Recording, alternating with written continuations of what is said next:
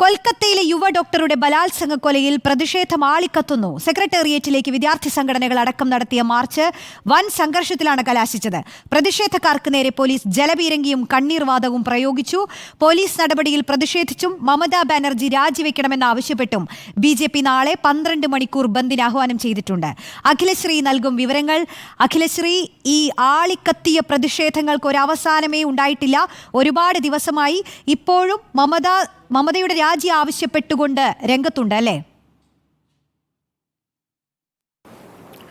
RG Kar medical college വിദ്യാർത്ഥിയെ ബലാത്സംഗം ചെയ്ത് കൊലപ്പെടുത്തിയ സംഭവത്തിൽ നീതി തേടി വിദ്യാർത്ഥി സംഘടന ആഹ്വാനം ചെയ്ത സെക്രട്ടേറിയറ്റ് മാർച്ചാണ് ഇന്ന് അക്ഷരാർത്ഥത്തിൽ മമതാ സർക്കാർ അടിച്ചമർത്തിയത്.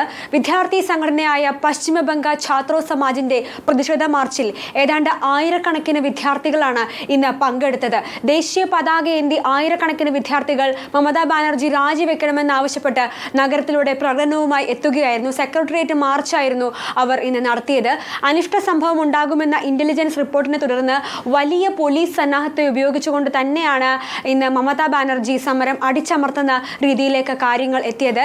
ഏതാണ്ട് നഗരത്തിലെ 70% റോഡുകളും പോലീസ് അടച്ചുപൂട്ടുന്ന ഒരു സാഹചര്യം ഇന്നുണ്ടായി. പ്രതിഷേധ മാർച്ച് സെക്രട്ടറിയിലേക്ക് എത്തുന്നതിന് മുൻപായി 19ഓളം ഇടങ്ങളിലായി മുളകൊണ്ടുള്ള ബാരിക്കേഡുകളും പോലീസ് നിരത്തിയിരുന്നു.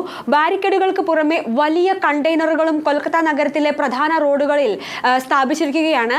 ഏതാണ്ട് 6000ഓളം പോലീസാണ് ഈ പ്രതിഷേധ സമരത്തെ അടിച്ചമർത്താൻ നിയോഗിച്ചിരുന്നത്. സമാധാനപരമായി നടക്കുന്ന സമരം പലപ്പോഴും മമതാ ബാനർജി അടിച്ചമർത്താൻ ശ്രമിക്കാൻ സാധ്യതയുണ്ടെന്നും അതുകൊണ്ട് അടിച്ചമർത്തതെന്നും ബംഗാൾ ഗവർണർ CV ആനന്ദ ബോസ് അറിയിച്ചിരുന്നു. 70% റോഡുകൾ അടച്ചിരുന്ന കാര്യം നമ്മൾ നേരത്തെ സൂചിപ്പിച്ചിരുന്നു. അതുകൊണ്ട് തന്നെ സമരത്തിന് 12 മണിക്കൂർ ഐക്യദാർഢ്യം പ്രഖ്യാപിച്ച് ഹർത്താലിനും ആഹ്വാനം ചെയ്തിരിക്കുകയാണ് BJP ഇപ്പോൾ ചെയ്തിരിക്കുന്നത്. പോലീസും പ്രതിഷേധക്കാരും തമ്മിൽ ഏറ്റുമുട്ടുന്ന ഒരു സാഹചര്യമാണ് ഇന്ന് ഉണ്ടായത്. അതായത് പോലീസുകാർക്ക് നേരെ ആദ്യം വിദ്യാർത്ഥികളായ പ്രതിഷേധക്കാരാണ് കല്ലെറിയുന്നത്. പിന്നാലെ കണ്ണീർവാതകവും അതുപോലെ തന്നെ കണ്ണീർവാതകവും ലാത്തിചാർജും വിദ്യാർത്ഥികൾക്ക് നേരെ വ്യാപകമായി ഉണ്ടാകുന്ന ഒരു സാഹചര്യവും ഇന്ന് ബംഗാളിൽ ഉണ്ടായി. സ്ഥലത്ത് നിരോധനാജ്ഞ പ്രഖ്യാപിച്ചിട്ടുണ്ട്. പ്രദേശത്താകെ പോലീസ് സംരക്ഷണത്തിലാണ് ഇപ്പോഴും തുടരുന്നത്. വിദ്യാർത്ഥികളിൽ പലരെയും അറസ്റ്റ് ചെയ്തു നീക്കിയിരിക്കുകയാണ്. ശരി അഖില.